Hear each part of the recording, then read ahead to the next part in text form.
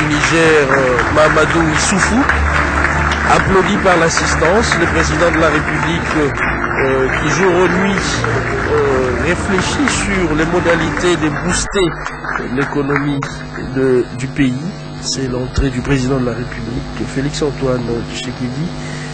Je le disais tout à l'heure, Sultano Makutano, c'est la qualité des échanges et l'esprit constructif. Et c'est les deux concepts qui définissent clairement ces cadres économiques. La RDC qui a connu des hauts et des bas avec son économie, les années 60, avant l'indépendance, on parle des années... Monsieur le chef d'État, avec l'expression de nos hommages les plus différents, Mesdames, Madame et Messieurs, le président honoraire de la République, Monsieur le président de la Cour constitutionnelle et président du Conseil supérieur de la magistrature, Monsieur le président du Conseil économique et social, Madame et Messieurs les membres du gouvernement, Excellences, Mesdames, Messieurs les ambassadeurs, membres du corps diplomatique et représentants des organisations internationales, Mesdames et Messieurs, distingués invités. La République démocratique du Congo, pays hospitalier au centre de l'Afrique, doté de potentialités naturelles et économiques énormes, vibrera ces 2 jours au rythme du Forum économique international. Et ce matin, nous allons assister à la cérémonie d'ouverture solennelle par son Excellence M. Félix Antoine Tshisekedi Tshilombo, président de la République, chef de l'État, la 5e édition du Sultani Makutano, dont le thème est booster la croissance et la compétitivité de la République démocratique du Congo, levier innovant. Mesdames, Messieurs, distingués invités, avant de vous donner le programme de la cérémonie de ce jour, nous avons l'honneur de vous présenter et d'accueillir avec des applaudissements nourris Son Excellence M. Mahamadou Issoufou, président de la République du Niger.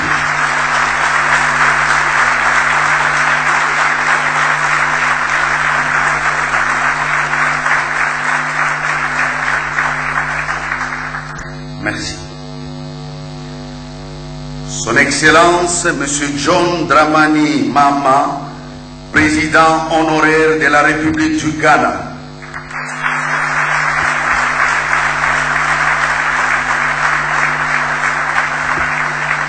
Merci.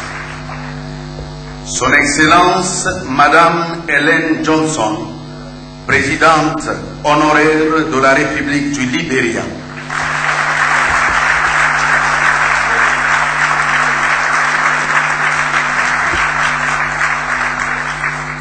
Merci.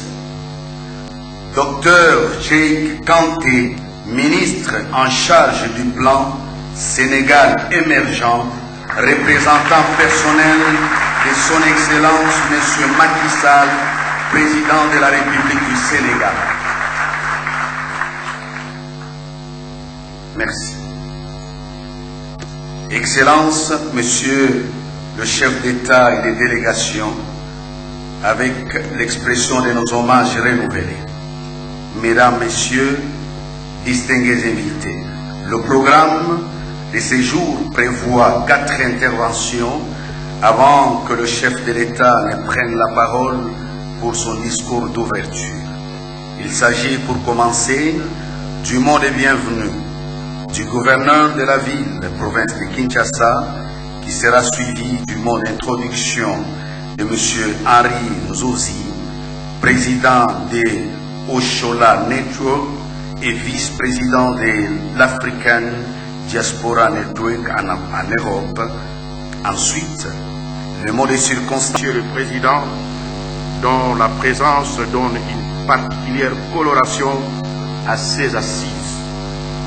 Nous remercions de vive voix le représentant du club d'affaires, Sultani Makutano, pour l'initiative. À vous tous présents, là où l'Afrique se raconte, Kinshasa vous accueille.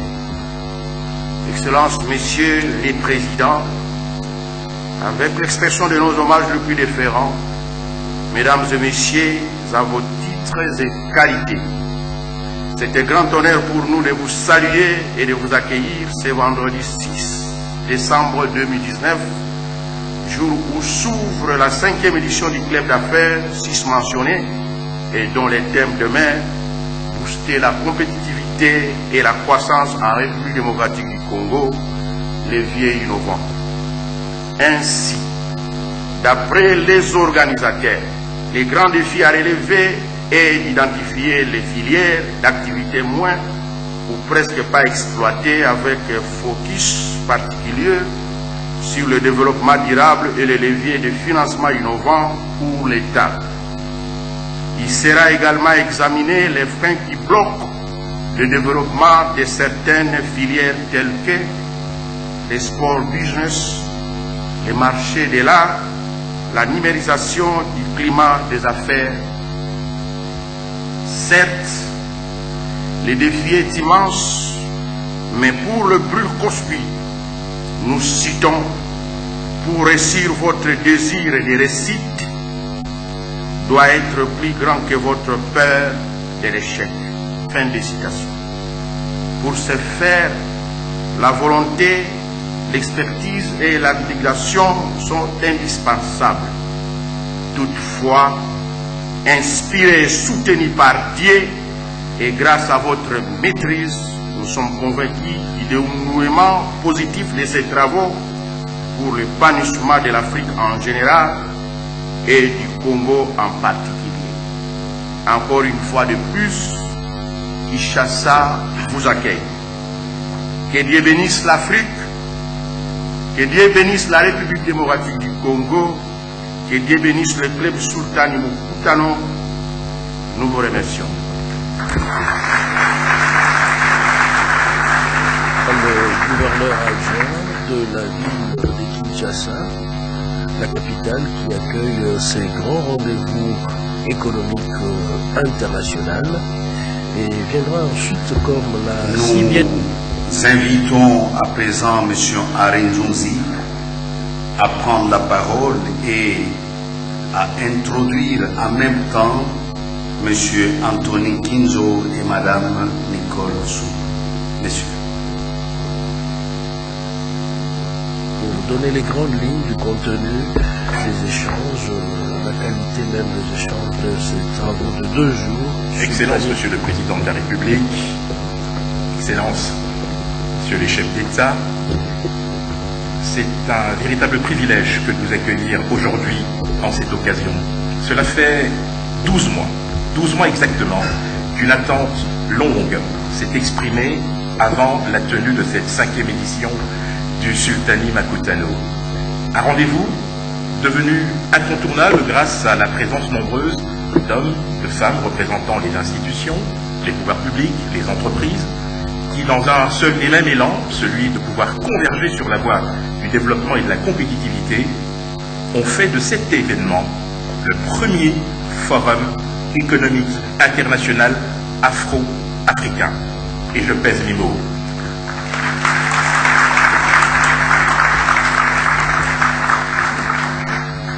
D'une certaine manière, cette 5e édition est une sorte de local content transposé au niveau d'un forum de ce type. En effet, les intervenants, les organisateurs, ainsi que celles et ceux qui, aujourd'hui, s'associent pour la matérialisation de cet événement, sont tous inscrits dans une seule et même logique, celle de promouvoir un pays dont l'attractivité ne pose plus question, et en tout cas ne pose plus problème, et qui, surtout, le plus important, est ouvert à toutes celles et ceux qui, d'une manière ou d'une autre, souhaitent l'accompagner sur la voie du développement. C'est pour cette raison qu'il est important, au niveau de nos entreprises, pour qu'elles puissent se positionner en ordre utile, compétences, parce qu'il faut identifier ces fameuses compétences, ces fameux innovateurs qui pourront, à travers leur travail au quotidien, bien, faire en sorte que la RDC puisse faire bonne figure. Enfin, la convergence. Très important de pouvoir associer pouvoir public, entrepreneurs, institutions, faire en sorte qu'un dialogue permanent puisse s'instaurer entre eux et ce de manière permanente. Un dernier mot, si vous le permettez, avant d'introduire celui qui, d'une certaine manière, incarne, je dirais, le renouveau en termes d'attractivité, mais aussi celui qui porte la bonne parole, dans le but, évidemment, d'améliorer de manière qualitative le climat des affaires en RDC. Je voudrais ici avoir une pensée pour la diaspora. La diaspora qui, dans son ensemble, est tout à fait favorable à un retour pour prendre sa part au développement de ce cher et beau pays. Une diaspora composée d'hommes et de femmes qui souhaitent s'investir davantage à l'aune des défis qui se posent à la RDC. Sans épuiser le sujet, je vais donc inviter avec beaucoup de plaisir celui qui incarne avec talent et brio la direction générale de la promotion des investissements, M. Anthony Kinzo.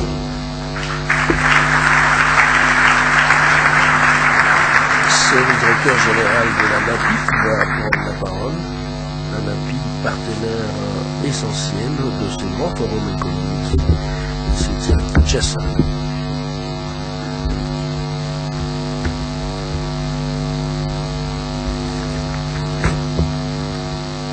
Henri, je suis intimidé par la qualité de l'éloquence. Alors je me demande ce que je dois dire.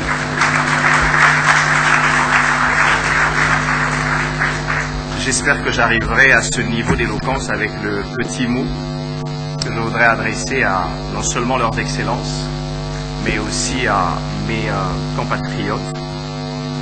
Excellence, Monsieur le Président de la République, chef de l'État, la République démocratique du Congo, Excellence, Monsieur le Président de la République du Niger, Mahamadou Issoufou, leurs Excellences, Monsieur le Président honoraire, Madame Hélène Johnson Sirleaf et John Dramani Mahama, honorable Président de la Cour constitutionnelle, honorable Président de l'Assemblée nationale, honorable Président du Sénat, distingués membres du gouvernement, chers amis du GEMAC, chère Nicole, bonjour. Honneur à l'Éternel, bien entendu, pour ses assises, mais je voudrais dire une chose. L'une des premières victoires sur nos échecs est d'en avoir conscience, de reconnaître et ou d'avoir l'humilité de reconnaître qu'il y en a eu et ensuite d'en proposer la panacée. Il faut aujourd'hui lutter contre les causes de la pauvreté, et non contre le pauvre, ou les hommes qui l'ont causé. Sinon notre lutte perdrait toute sa raison d'être. Nous serons là en train d'assister à une chasse à l'homme. Une sagesse populaire, une sagesse africaine, nous conseille d'en parler, d'en discuter, de chercher les voies et moyens d'en sortir, de les vaincre, de triompher, et c'est donc l'objet de ce forum. Encore un forum en plus, me dira-t-on, ou on va le dire. Encore un forum de plus. Mais je crois que ce forum a un plus. Excellence, c'est votre présence. Je parle de vous, Excellence, Monsieur Félix-Antoine Tshisekedi. Mais je parle d'un autre plus. Mais je parle de notre plus. J'ai ici devant nous 2 présidents en exercice. J'ai ici devant nous 2 autres présidents honoraires. J'ai ici devant nous un représentant spécial d'un État, un État ami. Ceci est un plus. Ceci traduit, peu importe le temps que cela prendra, une vision nouvelle, celle de venir vers le peuple, vers les lieux où l'on se pose toutes sortes de questions, vers les forums à bâtons rompus, pour écouter, considérer, mais aussi réorienter. Car souvent, il y a absence d'informations qui alimentent la rumeur. Mais, surtout, communiquez, Excellence, Monsieur le Président de la République démocratique du Congo, votre vision de l'homme. Cet homme que vous êtes, cet homme qui a une vision pour le Congo, qui a une vision pour la croissance de ce cher grand pays, qui passera certainement par de votre Excellence, Monsieur le Président de la République, répond à cet impératif en plaçant l'homme au centre de tout développement. Car le développement est causé par l'homme, pour l'homme et pour le compte de l'homme, et pour son épanouissement. Il en est donc, si j'étais un professeur de français, je dirais, il en est donc le sujet, l'objet et le complément. Mais de quel homme s'agit-il? La motivation profonde d'être une nation est d'avoir tous une seule âme. Des divergences, certes, du fait de nos origines, de nos opinions, de nos ambitions, mais une seule terre, un seul hymne, un seul président, président de tous. Soyons juste une seule âme pour ce grand pays que l'Afrique et le monde attendent. Si aujourd'hui il faille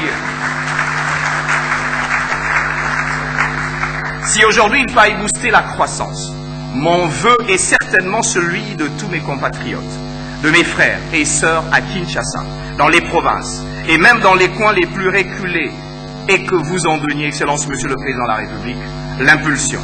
Et cette impulsion pour rencontrer les vrais enjeux, les vrais défis, les vrais challenges, les vrais problèmes du citoyen congolais. Le véritable développement, le décollage économique n'est possible que par la mise en place d'un État fort, protecteur, et qui s'engage pour le renforcement de la sécurité juridique et judiciaire dans la pratique des affaires. Cela aura donc comme conséquence logique la mise en place d'un secteur privé prospère et fort, clé de la compétitivité et de la croissance, gage de la mise en place d'une classe moyenne solide, d'une économie diversifiée, d'une économie compétitive, mais aussi d'une économie forte. Il en découle donc un ferme engagement et de la responsabilité de tous, du premier au dernier citoyen, de s'appliquer, d'y travailler et de travailler sans relâche à bâtir une image positive de la RDC, un pays aux multiples opportunités d'affaires, où les investisseurs, tant domestiques qu'étrangers, peuvent s'y établir, exercer leurs activités en toute liberté, dans la sécurité juridique et judiciaire. Une puissance économique en devenir au regard de ses potentialités. Quelle est l'image de la RDC à l'extérieur? Que dit-on que nous sommes? Nous assistons donc à une caricature, probablement une perception. On parle d'Ebola, on parle de corruption, on parle de mauvaise gouvernance, on parle de tellement de choses. Je voudrais dire à ces personnes, nous avons ici 4 chefs d'État qui sont arrivés de plusieurs horizons. Le passeport congolais ne devrait-il pas à nouveau être respecté? Cela n'est-il pas fonction de l'environnement qui le conditionne? Et voilà, nous parlons aujourd'hui de croissance. Nous parlons aujourd'hui de leviers innovants pour booster cette croissance et la compétitivité de la RDC. Oui, il nous en faut. Et pour ce faire, je m'interroge, et c'est certainement les sujets de ce forum pendant ces 2 jours, ne devrait-on pas informatiser nos services? Puis-je ou pouvons-nous sans inquiétude parcourir par voie terrestre, par voie ferrée, par voie lacustre, par voie fluviale, toute la RDC? Quel est l'état de nos infrastructures? Nos 100 000 mégawatts demeureront-ils simplement un potentiel sans une matérialisation ou une amélioration de notre taux de desserte en électricité? L'accès aux soins de santé et à une bonne éducation, est-ce un luxe réservé à une catégorie de personnes? Je suis heureux que la gratuité de l'enseignement soit effective. Quel est le rôle des femmes dans notre société? Quelle est aujourd'hui la pertinence du local content? Ce sont ces sujets qui, en fait, feront objet des discussions. Face au tableau que je viens de peindre ci-dessus, il est donc impérieux d'œuvrer tous, de manière cohérente et coordonnée, pour la promotion d'une image positive de notre pays, pour l'assainissement véritable de l'environnement des affaires et des investissements, sans oublier la nécessité de définir une politique claire d'investissement et de mise en œuvre des véritables réformes systémiques et, je dirais, en profondeur. Cela passe notamment par la consolidation du dialogue public-public et du dialogue public-privé, par le renforcement d'un partenariat gagnant-gagnant des différentes décisions, en amont comme en aval, en ayant tous les objectifs vers un idéal commun, celui de l'émergence de la RDC et de l'Afrique. Frantz Fanon ne l'a-t-il pas si clairement dit que l'Afrique avait la forme d'un revolver dont la gâchette se trouvait en République démocratique du Congo. Je voudrais ici dire, Excellence, Monsieur le Président, qu'un de mes homologues d'un pays africain a dit « Nous assistons à un réveil du géant ». Ceci fait remarquer et accentuer la responsabilité et son rôle dans la croissance, le développement et le relèvement de l'Afrique. Les générations futures nous en tiendront pour responsables, car les grands dons engendrent les grandes responsabilités. L'histoire, la géographie, nous rappellent sans cesse la grandeur de notre pays, ses grands empires et royaumes, cette faune et flore si riche et unique, ce sol et ce sous-sol, considérés comme des miracles de la nature, ces cours d'eau se déversant dans le majestueux fleuve Congo, les lacs aussi riches que variés, les uns les autres, cette diversité de cultures. Bref, le Créateur nous a dotés de tous ses bienfaits, un paradis sur terre. Je voudrais nous rappeler, à nous tous les Congolais, qu'à celui qui a reçu beaucoup, on en demandera beaucoup. Où se trouve ce Congo dont nous parlaient nos grands-parents, arrière-grands-parents, parents, nos aînés, ce Congo fier et uni, qui a vu les étrangers venir s'y faire soigner, ce Congo où les étudiants pouvaient faire déplacer leurs parents avec leurs bourses pour les vacances, ce Congo qui a connu un moment de prospérité et d'industrialisation, ce Congo qui à un moment a eu une monnaie très forte. Nous voulons juste le Congo à son image, à sa dimension. Pas le Congo que les autres veulent, le Congo du Congolais. Nous devons y croire. Nous devons y croire, nous devons nous y atteler, consentir des sacrifices, travailler, endurer, accepter souvent dans l'humiliation et le désarroi, en ayant un objectif, celui de booster la croissance et la compétitivité de la RDC, avec l'aide de nos frères africains et même d'ailleurs. Osons avec de la volonté, de la détermination, mais aussi en ayant foi en l'Éternel. Nous y arriverons et réussirons certainement. Dans cette tâche, Excellence, Monsieur le Président de la République, je voudrais vous dire que vous n'êtes pas seul. Je pense que les 80 millions d'habitants, peu importe la tendance, veulent une nouvelle RDC. Et tout le GEMA qui s'y est représenté, toute l'âme du Makutano est avec vous dans cette tâche. Il vous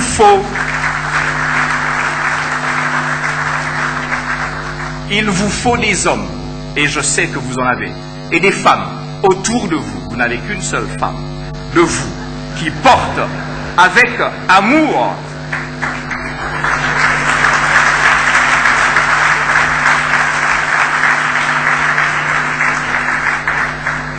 et qui porte avec amour le fardeau. Ce fardeau que vous avez pour ce pays, pour cette nation, pour les générations à venir, qui seront fiers de ce que vous aurez accompli, Excellence, Monsieur le Président. Ce que l'on retiendra de vous, c'est ce que ce pays sera devenu, ou à tout le moins, la trajectoire que vous lui aurez donnée, ainsi qu'aux 80 millions d'habitants qui peuplent les 2 345 310 km² de terre.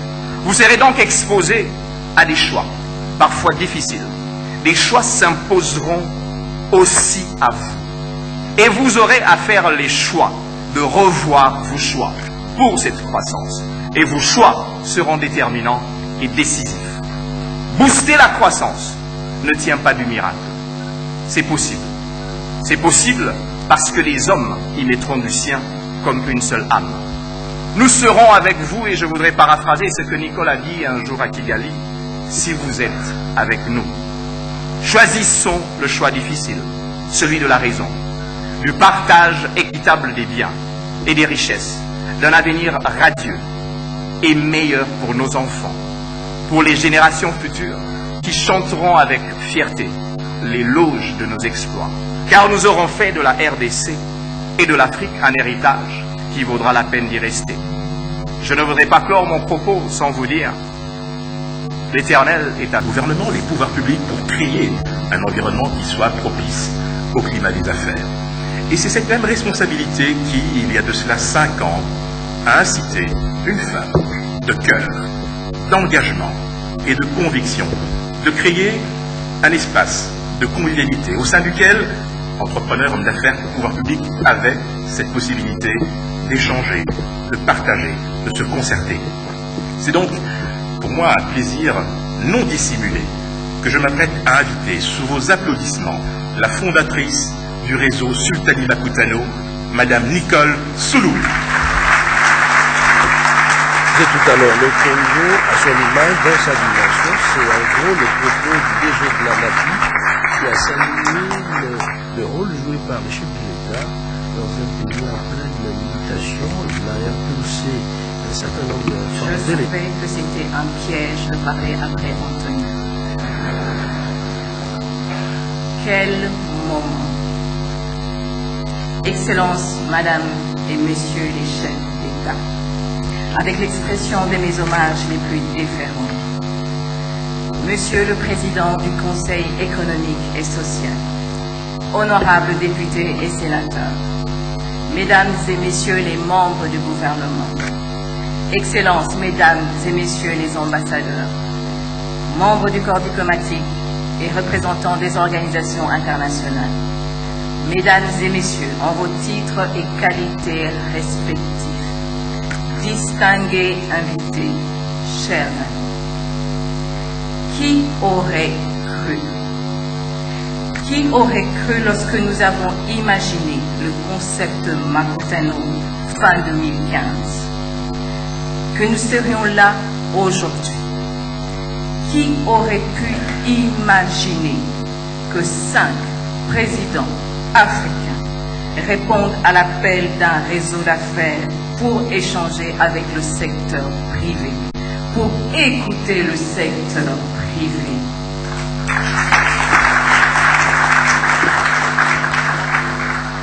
Ces 5 présidents avec nous pour cette 5e édition du Makutano incarnent cette Afrique qui a déjà changé de paradigme. Leur seule présence parmi nous marque à l'évidence qu'une relation nouvelle entre les peuples et le sommet de l'État existe d'ores et déjà. Ce moment est donc, à mon sens, historique. Historique car ensemble, en éclaireur, nous offrons au monde le visage de cette Afrique que nous voulons. Nous démontrons que ce continent est entré dans une nouvelle ère de dialogue et de confiance entre ses forces vives. Et ainsi, ensemble, nous renforçons la foi de ceux, jeunes ou moins jeunes, et j'en reconnais beaucoup dans cet auditoire, qui croient que le temps de l'Afrique est venu. Ou pour être plutôt plus précise, que notre temps est venu. It's time for Africa.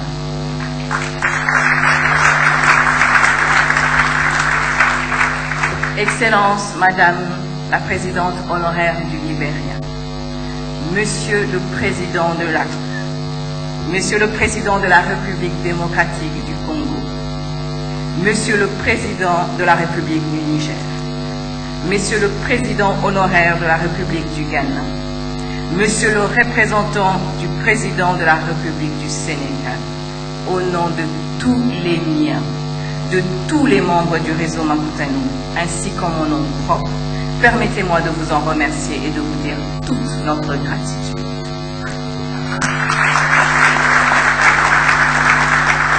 Il y a 5 ans, nous lancions l'idée de créer un business network entre compatriotes. Après avoir fait le constat amer et lucide que nous, Congolais, sommes bien souvent réticents à faire des affaires entre nous. C'est dans ce contexte que Sultani Makutano offre un espace qui permet aux chefs d'entreprise africains de se parler, de se faire confiance, de créer des synergies, de mutualiser leurs atouts respectifs pour rendre nos entreprises compétitives, pérennes et résistantes aux chocs exogènes. Fragilité de notre système économique et social. Il se veut force de proposition pour tracer les schémas à mettre en musique dans le but de s'approprier individuellement et collectivement les rênes de notre économie détenue à ce jour par d'autres. Dit autrement, nous impulsons un dialogue constructif et proactif, débarrassé des lourdeurs protocolaires entre le décideur public et le secteur privé, afin d'enclencher un cercle vertueux, bénéfique pour tous et qui impacte positivement le tissu économique national. L'Afrique, notre Afrique, ne peut et ne doit plus être perçue comme un simple marché pour les autres.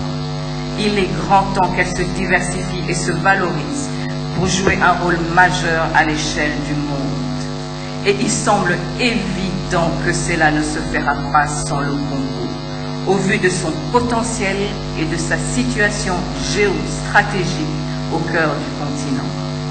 Nous sommes donc particulièrement fiers que cette dynamique que nous avons impulsée entre Congolais résonne aujourd'hui un peu partout en Afrique, et fiers aussi de penser qu'avec d'autres réseaux amis, nous mettons en œuvre le projet panafricain des Kwame Nkrumah, Thomas Sankara, Patrice Emery Lumumba, Léopold Sédar Senghor, Jomo Kenyatta ou Nelson Mandela pour une Afrique en mouvement, unie et solidaire.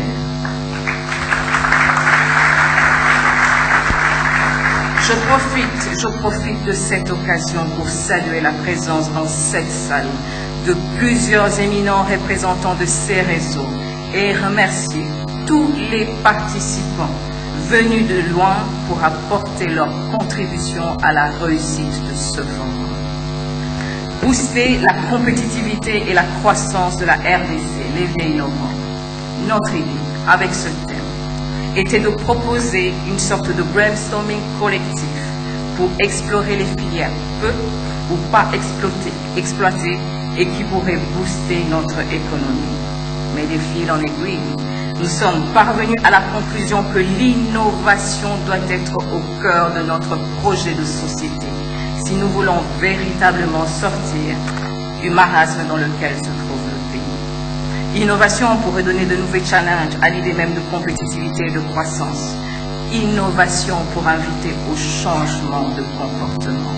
Innovation pour entrer dans les logiques de l'e-gouvernement, de l'e-consommation ou de l'e-learning. Innovation également pour fluidifier la circulation des capitaux à l'intérieur du pays, pour trouver du cash sans relever la pression fiscale sur le secteur privé. Et enfin, innovation pour réveiller des pans entiers de notre économie quelque peu assoupie. Excellence, Monsieur le Président de la République, pour cette 5e édition, avec le 5e Président de la République démocratique du Congo.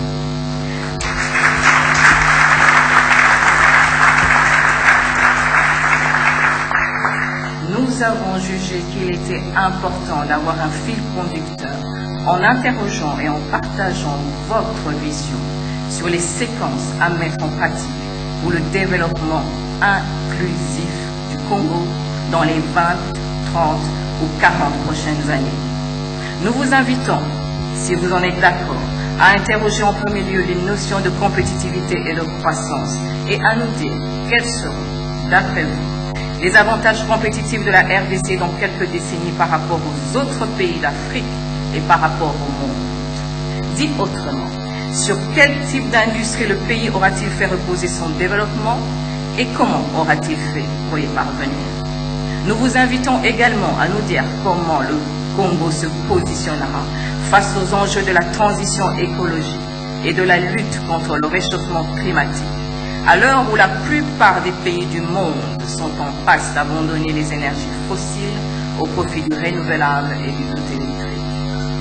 La crise démographique qui se profile dans notre pays aura-t-elle été réglée? Et comment? Je vous sais particulièrement préoccupé par la situation de notre jeunesse. Quel plan sera mis pour qu'on ne parle plus de génération? Bref, où sera le Congo dans 20 ans? Le géant d'Afrique centrale se sera-t-il réveillé pour de bon? Si oui, Comment et avec quelles ressources humaines et financières? Et quelle feuille de route est-elle posée dès aujourd'hui pour atteindre ce but? Sachez, Excellence, Monsieur le Président de la République, que nous sommes tous ici conscients que ce moment revêt un caractère d'une extrême gravité, car au-delà de ces murs, un peuple dans son ensemble attend des réponses à ces questions. Et nous sommes donc particulièrement honorés que vous ayez accepté cette invitation du Makutano pour vous exprimer à ce sujet. Pour conclure, j'aimerais, Monsieur le Président, vous rappeler un moment d'émotion vécu lors de la conférence de la Tony Elumelu Foundation à Abuja en juillet dernier. Vous vous en souvenez probablement. Lorsque vous êtes entrés dans cette salle de conférence, nous avons chanté l'hymne national avec une joie et un entrain qui nous ont tous bouleversés, car c'était à l'évidence le chant d'amour d'un peuple pour son pays. Parce que la lutte contre le panafricanisme n'exclut pas le culte de la patrie. Je vais donc proposer à cette salle de visionner, je ne sais pas si c'est encore possible ce moment, et si ce n'est pas possible, je voudrais proposer à cette salle demander aux Congolais de chanter l'hymne national avec la fougue qui est la nôtre, en guise de remerciement pour ce grand moment que vous, Monsieur le Président, vous nous permettez de vivre aujourd'hui. Voilà ça.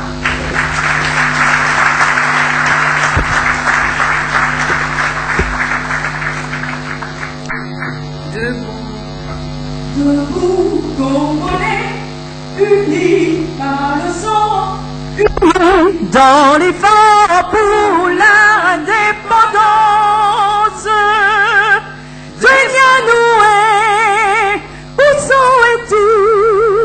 Kwauzuri, dans tout Andalia, moi mani panapiko, namosala, totongambo, kakoleka kitoko, nakimia, mwana mboka, yembani, zembalo kumuna binobo sangani, fièrement saluer l'emblème d'or de votre souveraineté, Congo, dans béni, Congo, des aïeux, Congo, au pays, bien aimé, nous peuplerons ton sol et nous assurerons ta grandeur. 30 juin au doux soleil, 30 juin du 30 juin, jour sacré, sois le témoin, jour sacré de l'immortel, serment de liberté, que nous léguons à notre postérité pour toujours.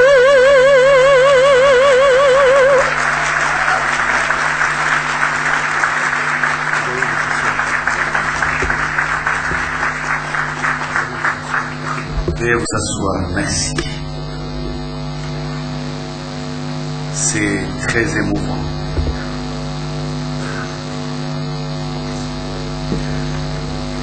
Excellence, Monsieur le Président de la République, chef de l'État, très respectueusement, le protocole vous invite à prendre la parole pour votre discours d'ouverture. Excellence.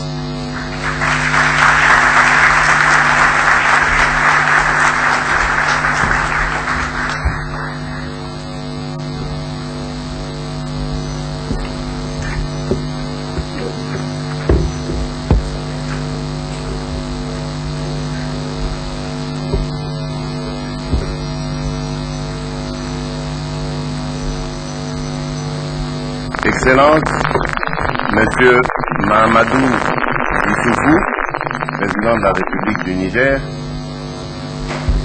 Excellence Libéria, Excellence Monsieur John Dramani Mahama, président honoraire de la République du Ghana, distingués invités, Mesdames et Messieurs, je me réjouis d'être parmi vous à l'occasion de cette 5e édition du Makutano. Je salue cette initiative citoyenne qui, d'année en année, s'affirme comme cadre d'échange de haut niveau entre les acteurs publics et privés, ainsi que ceux de la société civile sur des enjeux majeurs de notre temps. La République démocratique du Congo est honorée ce jour par la présence de M. Mahamadou Issoufou, président de la République sœur du Niger, et par celle de M. John Dramani Mahama, président honoraire de la République du Ghana.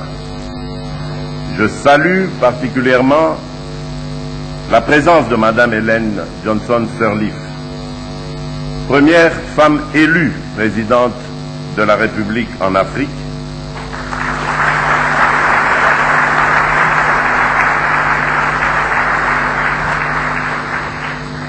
prix Nobel de la paix,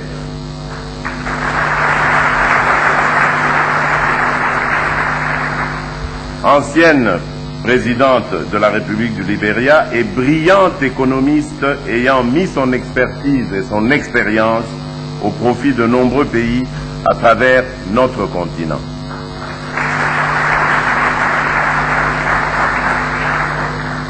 Je salue également la présence nombreuse de personnalités du monde des affaires qui font la fierté de l'Afrique et sont la source d'inspiration pour notre jeunesse.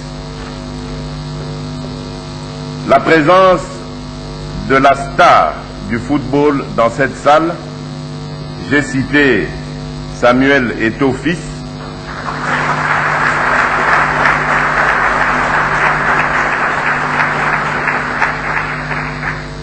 est une preuve que la jeunesse africaine commence à prendre la mesure de ses responsabilités.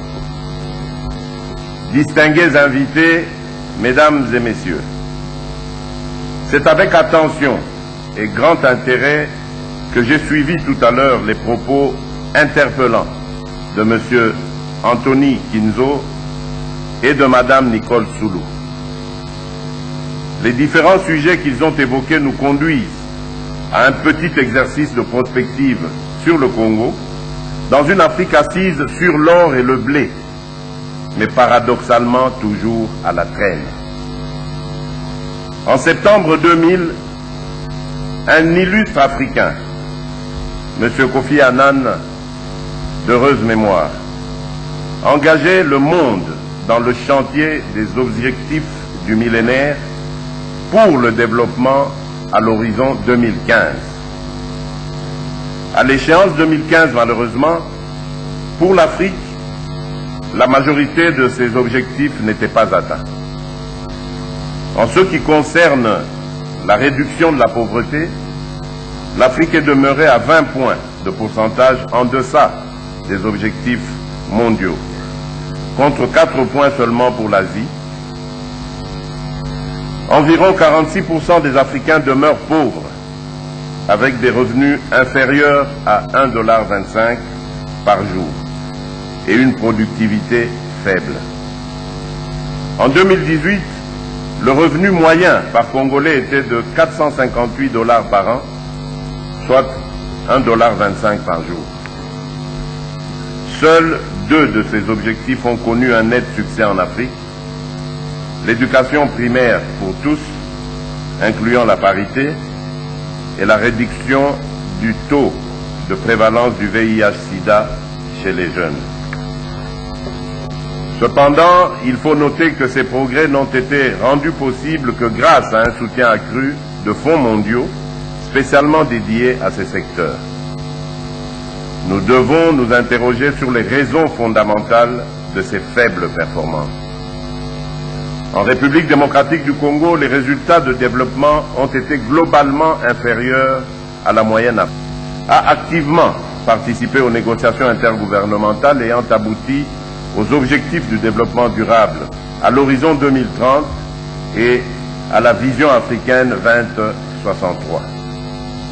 L'un des grands enseignements tirés de ces exercices de prospective est que l'essor de la République démocratique du Congo, son développement intégral et harmonieux, passe inexorablement par la promotion d'un secteur privé performant, responsable et engagé, qui portera l'essentiel des progrès attendus dans tous les secteurs de la société. Nous devons donc choisir librement le modèle de développement que nous voulons et nous en approprier pleinement. Avec sa population jeune, la République démocratique du Congo comptera près de 200 millions d'habitants à l'horizon 2050, dont plus de 60% âgés de moins de 25 ans.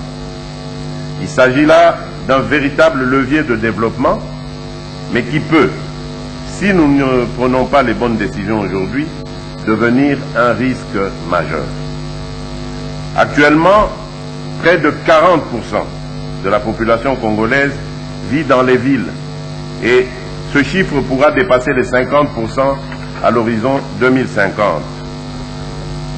Il est inquiétant de voir les bras qui devaient produire dans les milieux ruraux pour un échange agriculture-industrie venir gonfler les populations urbaines pour devenir des ventres à nourrir au lieu d'être des forces productrices. Ceci explique le fait que la République démocratique du Congo aujourd'hui importe 90% des produits de consommation de base. Dans ma vision, j'ai pris la ferme résolution d'inverser cette tendance en améliorant les conditions de vie dans les milieux ruraux à travers des investissements dans le secteur agricole par la création de zones agro-industrielles et par la construction d'infrastructures de base. Pour booster la croissance, il faut investir.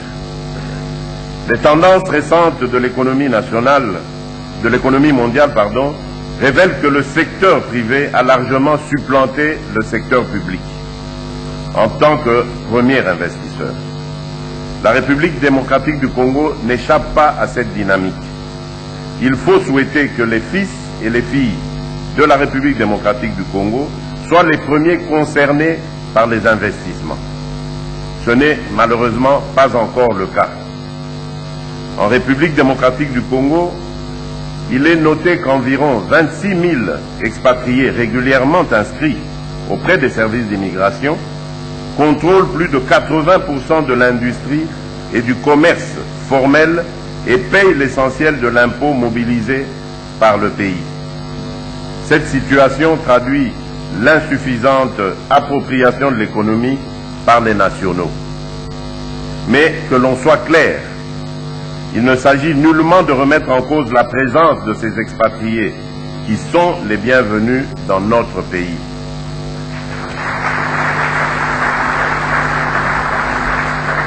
Et c'était ici l'occasion vraiment de le préciser par rapport aux événements malheureux que vous connaissez tous qui se passent en ce moment en Afrique du Sud.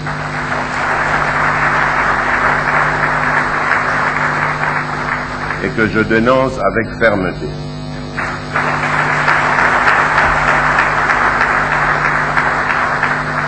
Je veux cependant interpeller notre conscience collective pour dire qu'au-delà du sentiment d'exclusion des chaînes de valeur que les acteurs économiques nationaux peuvent ressentir, il se pose un réel défi d'appropriation de notre économie et de notre développement. C'est pourquoi des mesures fortes et incitatives seront prises par le gouvernement de la République démocratique du Congo pour restaurer la classe moyenne avec de jeunes entrepreneurs que je compte promouvoir dans toutes les provinces.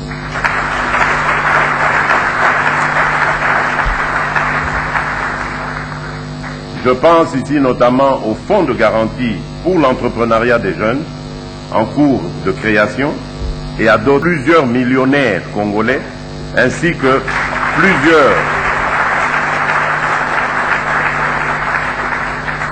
ainsi que plusieurs essaims de PME et de PMI à travers le pays qui vont créer de l'emploi.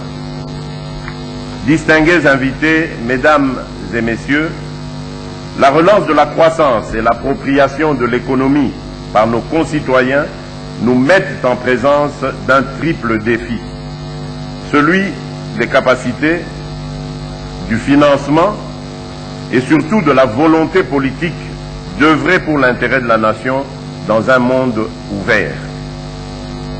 Le défi des capacités revêt de nombreux aspects. Je ne peux qu'en évoquer que quelques-uns. Notre système éducatif n'est pas en phase avec nos grands défis économiques et humains. Le déficit en main-d'œuvre qualifiée dans de nombreux secteurs s'est aggravé, de même que la culture et l'éthique du travail. C'est pourquoi j'ai dédié à la formation professionnelle un ministère à part entière avec l'objectif de multiplier les centres de formation professionnelle. Ma vision pour le Congo a toujours été de mettre l'homme au centre de l'action du gouvernement et de faire de la promotion du capital humain une grande cause nationale. C'est notre plus grand chantier, sans lequel aucun des autres n'a de chance de prospérer.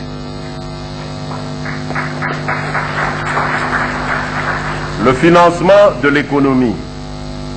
La République démocratique du Congo est l'un des pays les moins bancarisés du continent.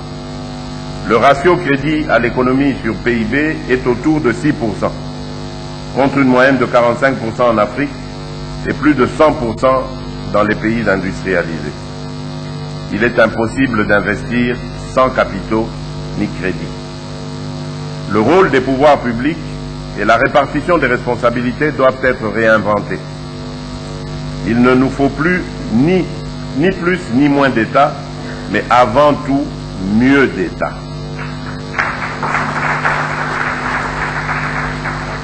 Cela nous renvoie à la problématique de l'amélioration du climat des affaires, de la création des incitations et de la promotion des vocations. L'entrepreneur, le créateur de la richesse, doit cesser d'être perçu comme un gibier. C'est notre premier partenaire.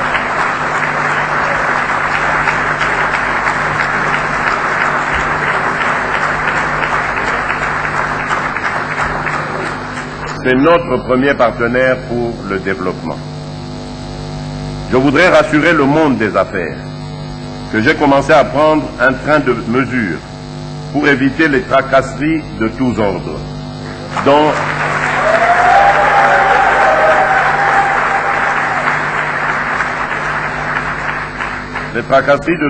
les entreprises font l'objet de la part de certains services de l'État.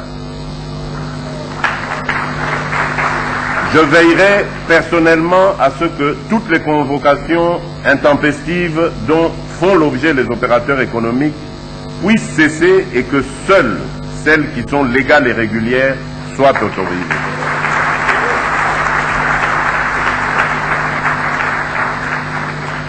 J'annonce par ailleurs la convocation dans les tout prochains jours d'une table ronde sur le climat des affaires pour vous écouter et prendre en compte vos doléances et surtout mettre en place un mécanisme suivi des réformes pour un environnement des affaires propice en République démocratique du Congo. Dans son rôle, l'État, dont les ressources ordinaires sont extrêmement faibles au regard des besoins, doit œuvrer à résorber le déficit en infrastructures, en combinant des solutions financières et opérationnelles publiques et privées, afin de lever les multiples goulots d'étranglement qui obstruent l'essor de notre économie. Mon programme des 100 jours constitue son rôle dans le processus de l'intégration africaine. Distingués invités, mesdames et messieurs, Notre pays regorge de potentialités et de perspectives prometteuses. En matière énergétique, avec un potentiel combiné de plus de 200 000 MW, dont 100 000 MW dans l'hydroélectricité, ses ressources et sa position géographique lui permettent de s'affirmer comme le noyau d'une véritable toile mondiale de l'énergie, une sorte de World Wide Energy Web, qui pourrait s'étendre jusqu'en Europe méditerranéenne et en Asie du Sud-Ouest. Ce secteur peut à lui seul générer plus de 15 milliards de dollars de revenus publics annuellement. Cet avantage comparatif inégalé, qui s'ajoute à l'existence d'un vaste massif forestier, lui confère le premier rôle sur le continent en ce qui concerne la lutte contre le changement climatique, la préservation de la biodiversité et partant l'atteinte des objectifs mondiaux pour le climat. En effet, la République démocratique du Congo dispose de plus de 65% des forêts du bassin du Congo, qui constitue à ce titre la deuxième forêt tropicale mondiale après le Brésil et avant l'Indonésie. Par ailleurs, notre potentiel agricole constitue un autre levier de croissance important avec ses 80 millions d'hectares de terres arables et 40 millions d'irrigables. Le défi pour nous est d'amener la population rurale et agricole à d'une production de substance à une production industrielle. Il s'agit là d'un défi de capacité. En outre, la République démocratique du Congo possède 53% de toutes les eaux douces d'Afrique et 13% du monde. À cet égard, mon pays peut résoudre le problème de la désertification qui menace l'Afrique au nord comme au sud. Une politique efficiente et solidaire de la gestion de l'eau s'impose à mon gouvernement. L'économie de notre pays est caractérisée par son important secteur minier que d'aucuns considèrent comme notre principal atout. Il est peu probable que ce grand potentiel minier, du reste épuisable, serve efficacement la cause du développement de notre nation tant qu'il ne sera pas consolidé par une véritable valeur ajoutée sur les produits d'extraction issus de l'ingéniosité et du labeur des populations congolaises. Ici, le modèle que je voudrais désormais promouvoir est celui de faire en sorte que les richesses minières puissent être investies dans le sol, c'est-à-dire dans l'agriculture, qui constitue le durable. Ce serait une bonne revanche du sol sur le sous-sol.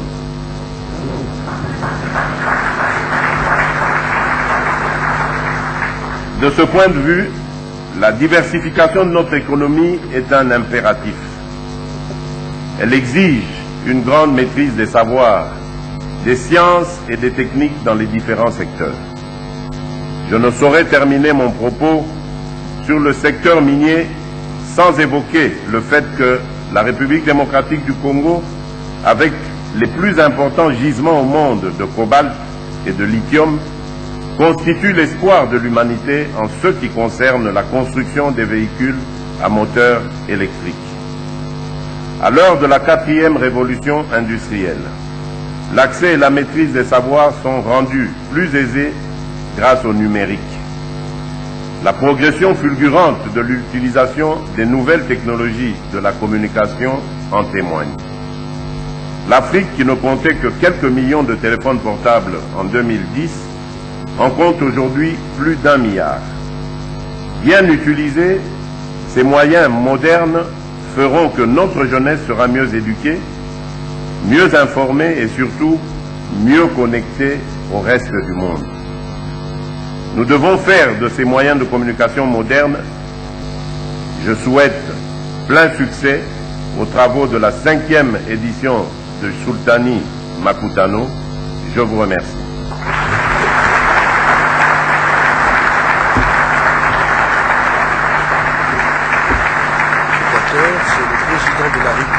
chef de l'État, Félix Antoine Tshisekedi, son nom, c'est lui qui vient de lancer officiellement les travaux de la 5e édition de Sultan Makutano.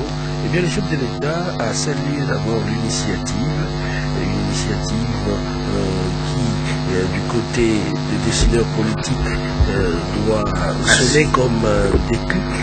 Excellences, Monsieur le chef d'État et les délégations, Mesdames et Messieurs, distingués invités, ainsi prend fin la cérémonie d'ouverture solennelle de ces jours, alors que toute l'assistance restera en place pour immortaliser la 5e édition de Sultan Makutano. Le chef d'État et la direction de l'organisation vont prendre une photo de famille sur la place du podium.